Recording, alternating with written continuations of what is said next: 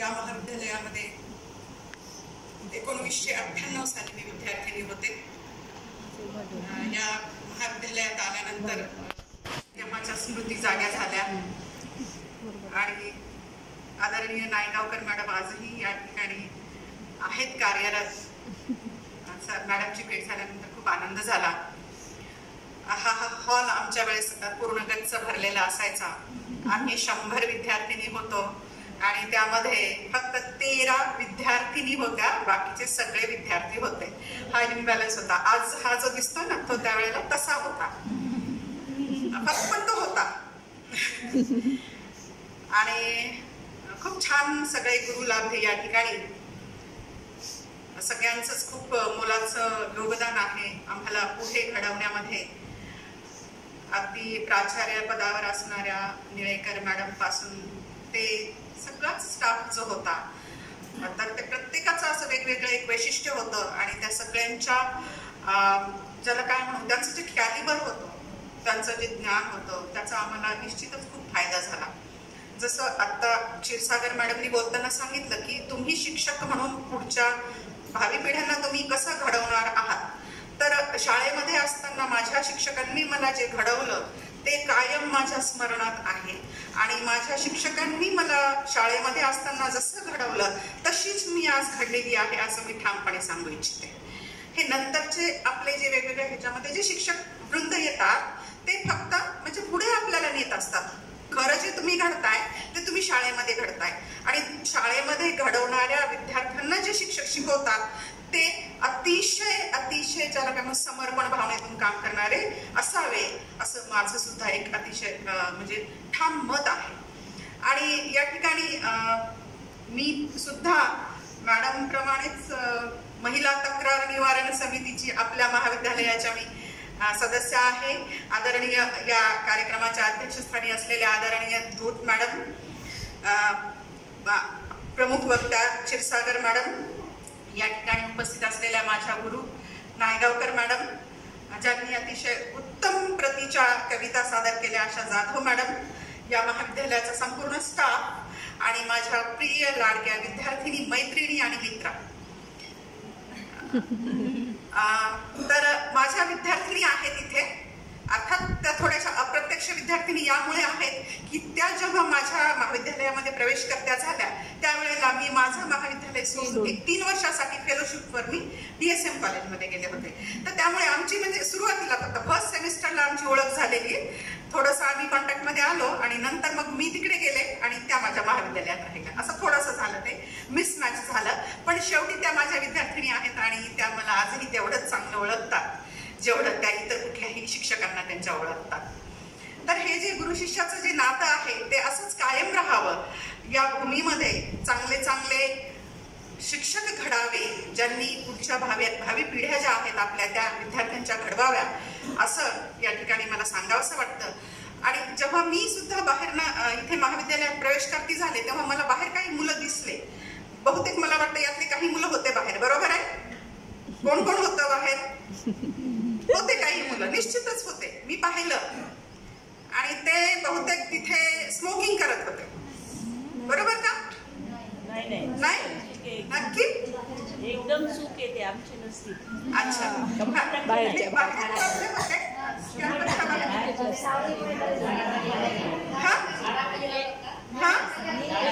मला यातले एखादा मुलगा तिथे असल्यासारखा वाटला थोडं. नाही, आमचा एकही तसं नसेल तर चांगली गोष्ट आहे, पण मला ते असं प्रथमदर्शनी प्रवेश करता क्षणी मला तसं वाटलं म्हणून मी सहज प्रश्न केला की माझ्या शंकेचं मला निरसन करायचं होतं म्हणून. कारण मला माहित आहे या महाविद्यालयाचा वकूफ मला माहित आहे, मी इथलीच विद्यार्थिनी आहे म्हणून मी हा प्रश्न केला. मॅडमची शिस्त मला माहित आहे, धूत मॅडमची शिस्त मला माहित आहे आणि नायगावकर मॅडमचीही शिस्त मला माहित आहे म्हणून मी हा प्रश्न केला थोडासा. आता बोलताना मॅडमनी खूप चांगल्या विविध अंगाने वेगवेगळ्या मुद्द्यांना स्पर्श केलेला आहे क्षीरसागर मॅडमनी. तर मग ते रिपिटेशन न होऊ देता मला दुसरे काही 1-2 गोष्टी आहेत त्यावर मी थोडासा प्रकाश टाकण्याचा प्रयत्न करेल. तर ज्याच्यामध्ये एक आहे की स्त्री पुरुष समानता ही कशी. तर आता आपण सगळेजण म्हणजे तुम्ही कविता तर खूप छान सादर केल्या, सगळ्यांनी उत्तम प्रतीच्या कविता सादर केल्या. तर ज्यामधनं तुम्ही थोडंसं आपण सगळ्यांनी असं मांडण्याचा प्रयत्न केला की थोडंसं असमानता आहे किंवा महिलांवर अत्याचार होतात, ते कसे होतात, त्याची कारणं काय आहेत, त्याच्यावरती उपाय काय आहेत, हे मॅडमनी सगळं आपल्याला सविस्तर सांगितलं. पण मला एक म्हणायचंय की आपण ह्या अँगलनी जो आपण हा विचार करतो की नाही, त्याला आपण थोडासा छेद द्यायला हवा. कारण जसं पितृसत्ताक पद्धतीमध्ये जसं आपल्या महिलांवर होणाऱ्या अत्याचाराचं जसं मूळ आहे, अत्याचाराचे वेगवेगळे प्रकार आहेत, त्याच्या वेगवेगळ्या पद्धती आहेत. हे पितृसत्ताक पद्धतीमध्ये त्याचं मूळ जरी जात असलं तरीही त्याच्यातनं आपल्याला बाहेर काढणारे जे आहेत ते सुद्धा पुरुषच आहेत, हे आपण या ठिकाणी विचारात घेतलं पाहिजे. मॅडमनी त्यातली काही नावं या ठिकाणी आपल्या समोर त्यांनी आवर्जून त्या सन्मानाने घेतली. तर ज्याच्यामध्ये महर्षी कर्वेंचं नाव घेतलं मॅडमनी. मला वाटतं महात्मा फुलेंचं एक जे नाव आहे, जे की अग्रेसर आहे, महात्मा फुले आहेत आणि त्यांना साथ देणाऱ्या सावित्रीबाई फुले आहेत. हे दोघं जर नसले असते तर आपण कुठे असलो असतो काही सांगता येणार नाही. तसंच खूप सारे पुरुष आहेत ज्यांनी स्त्रियांना ज्याला काय म्हणूया, ही जी मानसिकता आहे की स्त्रीचं जे सतत दुय्यम स्थान समाजामध्ये होतं, तर त्या मानसिकतेमधून स्त्रियांना बाहेर काढण्याचा प्रयत्न करणारे पुरुष, अगदी राजाराम मोहन राय यांच्यापासून आपल्याला ही नावं आपल्याला घेता येतील. की राजाराम मोहन राय यांनी सती प्रथेविरुद्ध खूप मोठा आवाज उठवला होता. त्यानंतर महात्मा फुलेंनी आणि सावित्रीबाईंनी तर मुलींची पहिली शाळा सुरू केली.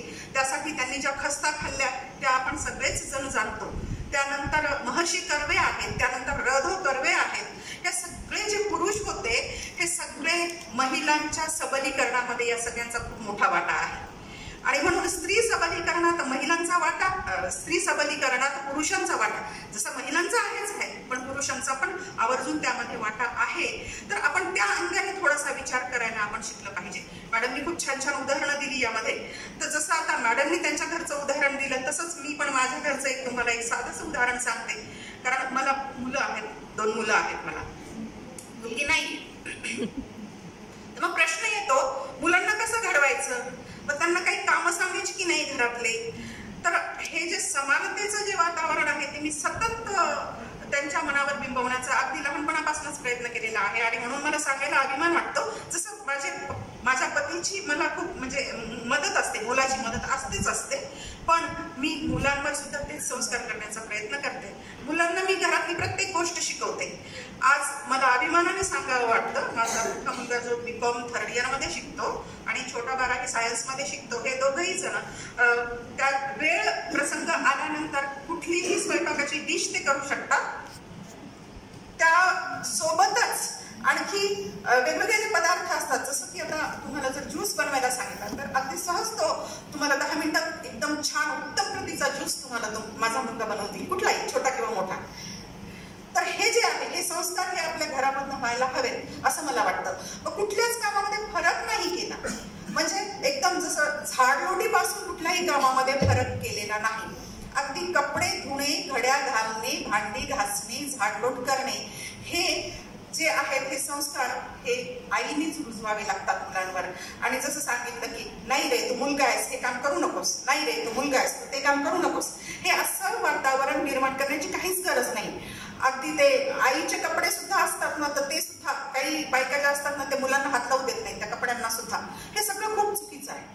आणि मग ह्याच्यामधनं आपल्याला जर बाहेर काढायचं असेल मुलांना, तर त्यांना समानतेची वागणूक, ज्यामध्ये ह्या समानतेची वागणूक देण्यामध्ये अतिशय मोलाचं एक महत्वाचं नाव मला आठवतं, ते म्हणजे साने गुरुजींच्या आई ज्या आहेत, ज्यांना आपण श्यामची आई म्हणून ओळखतो. तर त्या श्यामच्या आईबद्दल मला माहित नाही तुम्ही कितपत ऐकलंय. तर ह्या लहानपणापासून त्यांनी एका गोष्टीचा पुरस्कार केला होता, श्याम तुला सगळी ती कामं जमली पाहिजेत जी मी करते, त्या सांगायच्या. बरोबर आहे मॅडम? तर हे कशासाठी? समानतेचा पुरस्कार होता की स्त्रियांना आणि पुरुषांना सगळी एकमेकांची कामं जमावी. हे बायफर्गेशन आपण केलेलं आहे. फक्त बायोलॉजिकल डिफरन्सेस आहेत काही, आणि दुसरं म्हणजे main have their own strengths and women also have their own strengths. त्यांचेही काही बलस्थानं आहेत, तसेच आपलेही काही बलस्थानं आहेत. मग उगीच कशाला त्याच्यामध्ये आपण उलथापालथ करण्याचा प्रयत्न करायचा. सोबत आपल्याला एकमेकांच्या जाता येतं, तर मग आपण ते सोबत जाण्याचा प्रयत्न करायचा. म्हणजे त्यांना त्यांच्या बलस्थानांसाठी दोष देणे आणि त्यांनी मग उलट प्रक्रियेत तेच करणे, आपल्या बलस्थानांसाठी आपल्याला दोष देणे किंवा डांबून ठेवणे किंवा दाबून ठेवणे, हे जे प्रकार होतात हे त्यामध्ये होणार नाहीत असं मला वाटतं. म्हणजे कुठल्याही गोष्टीची जी सुरुवात करायची आहे ती आपण घरापासूनच करायला करायला पाहिजे. म्हणजे जसं आता माझे वडील सपोर्टिव्ह आहेत, माझे भाऊ सपोर्टिव्ह आहेत, माझे पती सपोर्टिव्ह आहेत, तसंच मी मुलांना सुद्धा घडवण्याचा प्रयत्न करते आहे. हे मला एक आवर्जून सांगावं वाटतं. हे समानतेचं जे तत्व आहे हे इथं बिंबलं पाहिजे आपल्या मनावर. पण आणखी एक गोष्ट असते. आता दुसरं एक जो मुद्दा मला मांडायचा होता महत्वाचा, तो असा आहे की महिला ज्या काही वागतात, बऱ्याच छान छान, मला नायगावकर मॅडमची एक कविता आठवली आणि मला वाटतं जाधव मॅडमनी जी दुसरी एक कविता या ठिकाणी म्हणजे सादर केली, तर त्यामध्ये त्यांनी सांगितलं किंवा हे घटस्फोटाचं कारण ज्या मुली कुठे ठरतायत का, किंवा आणखी मुलींचं वागणं कसं बदलतंय, ह्या सगळ्या गोष्टी खरंच महत्वाच्या आहेत. आधुनिकतेच्या नावाखाली आपण काय करतोय? आधुनिक दिसतोय म्हणजे आधुनिक असतोय का? आधुनिक विचारसरणी वेगळी आहे. सावित्रीबाई आणि महात्मा फुलेंची विचारसरणी आधुनिक होती. आपण थोडंसं ट्रॅडिशनल आणि कर्मकांडामध्ये अडकून पडणाऱ्या लोकांची संख्या आजकाल जास्त झाली, शिक्षणाचं प्रमाण वाढलेलं असताना सुद्धा. तर हे कर्मकांडामध्ये जे अडकून पडणं आहे, मग त्यामध्ये मुली आहेत, मुलं आहेत, खास करून मुली किंवा महिला वर्ग जो असतो तो कर्मकांडामध्ये जास्त अडकून पडताना दिसतो. आणि मग जेव्हा तुम्ही कर्मकांडामध्ये अडकून पडता त्यावेळेला तुम्हाला तुमच्या ज्या क्षमता असतात, तुमची जी इफिशियन्सी असते, तर ती वापर करण्यासाठी तुमचं टाईम मॅनेजमेंट तिथे बिघडतं. कारण काय होतं, आता मी जेव्हा या कॉलेजची विद्यार्थिनी होते तर 11:30ला कॉलेजला यावं लागायचं. तर मग ते घरी नवीन लग्न झालेलं होतं आणि मग ते घरी पूजा पाठ वगैरे ह्या सगळ्या गोष्टी आणि स्वयंपाक पाणी वगैरे, जसं आता आजही या भगिनी 7-8 जणींनी या ठिकाणी त्यांचा सत्कार केला मॅडमनी, खास करून की त्यांनी घर संसार सांभाळून ह्या गोष्टी करतात. मग ह्या गोष्टी करत असताना मग त्याला थोडं कर्मकांडाला जर आपण बाजूला ठेवू शकलो तर आपला वेळ त्या ठिकाणी वाचतो. पण हे होताना दिसत नाही. यामध्ये घरचे जे लोक असतात ते बरेचदा सपोर्टिव्ह असतील असं नसतं. बरेचदा असतात सपोर्टिव्ह, नाही तू पूजा केलीच पाहिजे, नाही तू हे केलंच पाहिजे, नाही तू ते केलंच पाहिजे, तू मुलगी आहेस ना, तू स्त्री आहेस ना. तर हे जे असे आपले सततचे जे बोलणे असतात तर हे आपण थोडेसे आपण बाजूला ठेवले पाहिजे. म्हणजे हे सगळ्यांच्याच बाबतीत आहे, म्हणजे स्त्रियांनी सुद्धा आणि पुरुषांनी सुद्धा. ज्या घरामध्ये वयस्कर स्त्रिया असतात त्यांना असं खास करून वाटतं की आपल्या घरामध्ये पूजा पाठ व्हावे, सगळं म्हणजे कर्मकांड बरं का, रिच्युअल्स त्याला म्हणतो आपण. तर ह्या रिच्युअलवर त्यांचा फार फोकस असलेला आढळून येतो. तर हा कुठेतरी आपण थोडासा आटोक्यात जर आणला तर आपल्या ज्या क्षमता आहेत त्या आपण वेगवेगळ्या विधायक कामांसाठी आपण लावू शकतो, वापरू शकतो, असं मला म्हणजे एक छोटंसं माझं मत आहे. तर या संबंधित अशा काही कविता आहेत माझ्याकडे. तर त्यातली एक कविता मी या ठिकाणी आपल्यासमोर सादर करू इच्छिते की ज्यामध्ये स्त्रीचं हे जे बदलतं रूप आहे ना, जसं मॅडमनी पण ते सांगितलं त्यांच्या कवितेमधून की स्त्री कशी बदलते आहे, दिसती आहे ती आधुनिक, पण ती खरोखरच आधुनिक आहे का? आणि सावित्रीबाईंचं आपण जेव्हा नाव घेतो तर त्यावेळेला खरोखरच आपण सावित्रीबाईंच्या तत्वावर आपण चालतोय का? त्यांच्या महात्मा फुलेंच्या तत्वाचं आपण अनुसरण करतोय का? तर याच्याशी रिलेटेड एक छोटीशी कविता आहे माझी, ती मी आपल्यासमोर सादर करण्याचा या ठिकाणी प्रयत्न करते. सावित्रीबाईंचं जेव्हा आपण नाव घेतो, सावित्रीबाईंनी आपल्याला सगळ्यांना शिक्षणाची दारं खुली करून दिली हे आपल्या सगळ्यांनाच ज्ञान आहे, सगळ्यांनाच माहीत आहे. पण जेव्हा ही कर्मकांड आणि ह्या इतर गोष्टी ज्या येतात आपल्या, तर मग त्यावेळेला आपण सावित्रीबाईंचं नाव किंवा महात्मा फुलेंचं नाव हे कुठे असतात नेमके, आणि आपण त्यांचा वापर आपल्या आयुष्यामध्ये कसा करून घेतलेला आहे? म्हणजे शिक्षणासाठी तुम्ही त्यांचा वापर करताय, त्यांच्या नावांचा वापर करताय, पण जेव्हा तुमच्यावर वेळ येते तेव्हा तुम्ही कशा वागताय? तर ही सावित्रीबाई नावाची माझी एक छोटीशी कविता आहे, ती मी आपल्यासमोर सादर करण्याचा या ठिकाणी प्रयत्न करते. सावित्रीबाई, काळ आता बदलला आहे. ज्ञानापेक्षा दिसणे आणि असण्यापेक्षा दाखवणे महत्वाचे झाले आहे. सावित्रीबाई, काळ आता बदलला आहे. ज्ञानापेक्षा दिसणे आणि असण्यापेक्षा दाखवणे महत्वाचे झाले आहे. सावित्रीबाई, काळ आता बदलला आहे. एकच लुगडे नाही कोणी तुझ्यासारखं घालत, असतो घरीच आज लुगड्यांचा बाजार भरत. एकच लुगडे नाही कोणी तुझ्यासारखे घालत, असतो घरीच आज लुगड्यांचा बाजार भरत. सावित्रीबाई, काळ आता बदलला आहे. तुला होते एकच लुगडे आणि आज स्त्रिया करतात चांगल्या कापडांचे तुकडे. सावित्रीबाई, काळ आता बदलला आहे. तुला होते एकच लुगडे, आज स्त्रिया करतात चांगल्या कापडांचे तुकडे. सावित्रीमाई, काळ आता बदलला आहे. नाही कोणी सत्कार यासाठी शेणामातीचे गोळे झेलत. नाही कोणी सत्कार यासाठी शेणामातीचे गोळे झेलत. वेळ घालतात स्त्रिया एकमेकांवर शिंतोडे उडवत. वेळ घालतात स्त्रिया एकमेकांवर शिंतोडे उडवत. सावित्रीमाई, काळ आता बदलला आहे. तुझ्या अनवाणी पायात लाखो काटे टोचत. तुझ्या अनवाणी पायात लाखो काटे टोचत. आणि आता मात्र स्त्रियांना अज्ञानाचे ओझेही नाही बोचत. आता मात्र स्त्रियांना अज्ञानाचे ओझेही नाही बोचत. सावित्रीमाई, काळ आता बदलला आहे. तुझं जीवन होतं वाणसतीचं. तुझं जीवन होतं वाणसतीचं. आणि आता झालंय ब्युटी पार्लर निर्वाणीचं.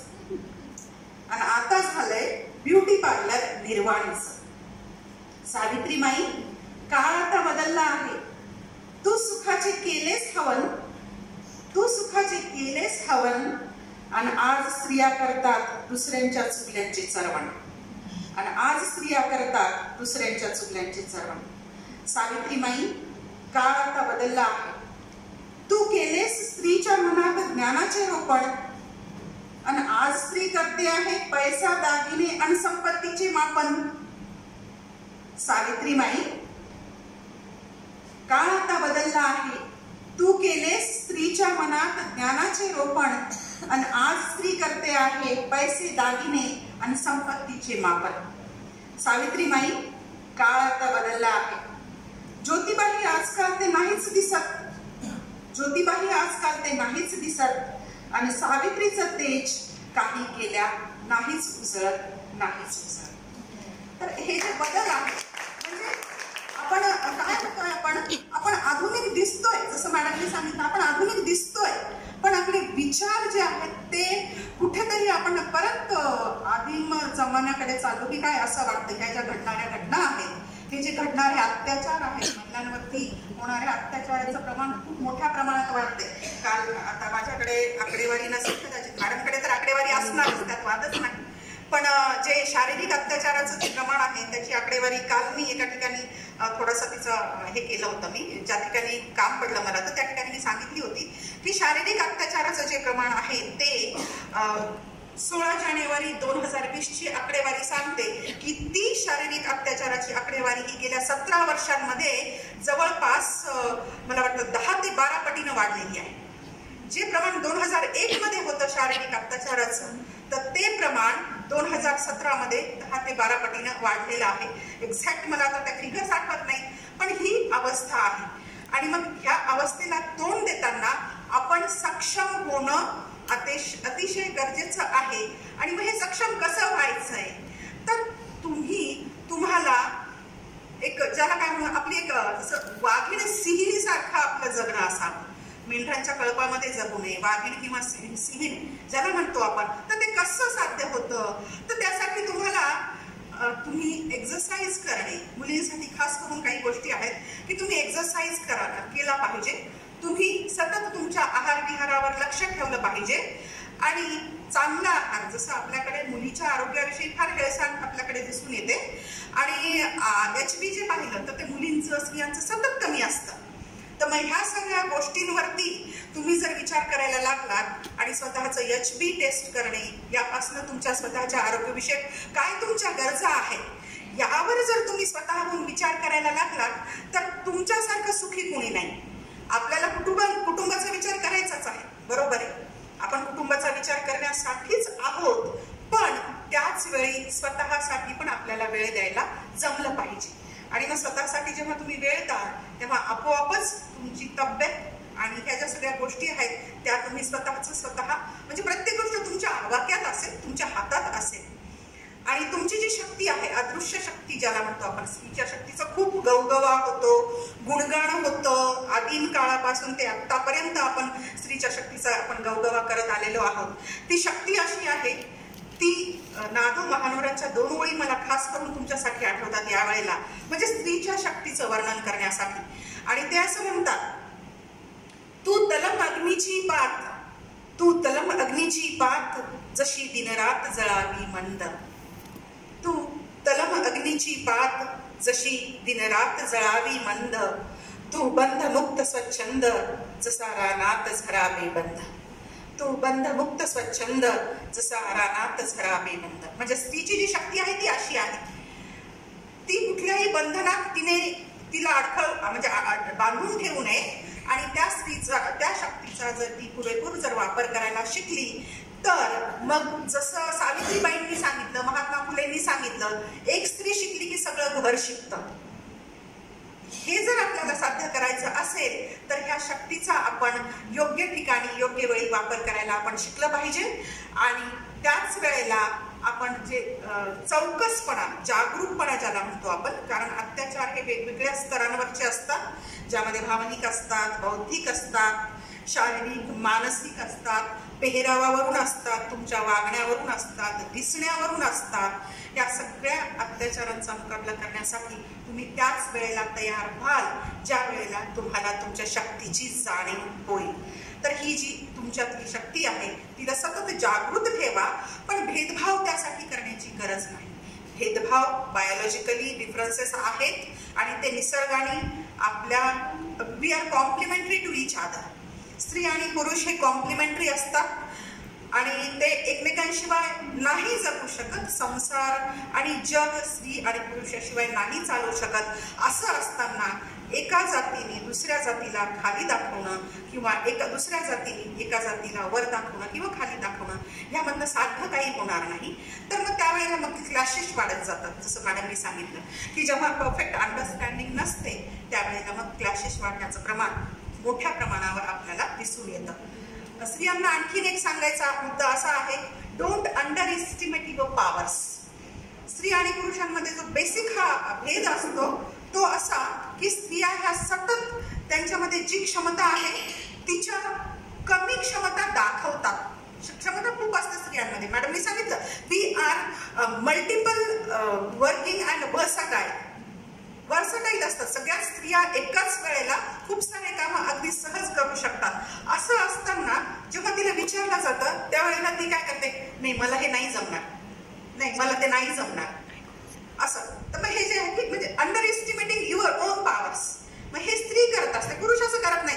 पुरुषांना जमू का नाही जमू ते काय करतील, हा नाही मला 100% जमतं ना, तर ते काय सांगतील की नाही मला 200% जमतं असं ते दाखवतील. बरोबर आहे का? पण स्त्रियांचं कसं असतं, तिला 300% जरी जमत असलं ना तरी ती 100% पण दाखवत नाही, कुठेतरी दबलेली असते ती. तर हे तुमचं जे दबलेलं पण आहे ना तर हे तुम्ही काढून टाका. येऊ देत नकारात्मकतेचे सुरवंट, येऊ देत नकारात्मकतेचे सुरवंट, सौंदर्याच्या चिमटीत बंद केले की त्याचं फुलपाखरूच होतं आणि आयुष्य देखणं होतं आणि आयुष्य देखणं होतं. कारण काय, दुःखालाही चिमटीमध्ये धरता येते आणि त्याचे फुलपाखरू करता येते आणि त्याचे फुलपाखरू करता येते.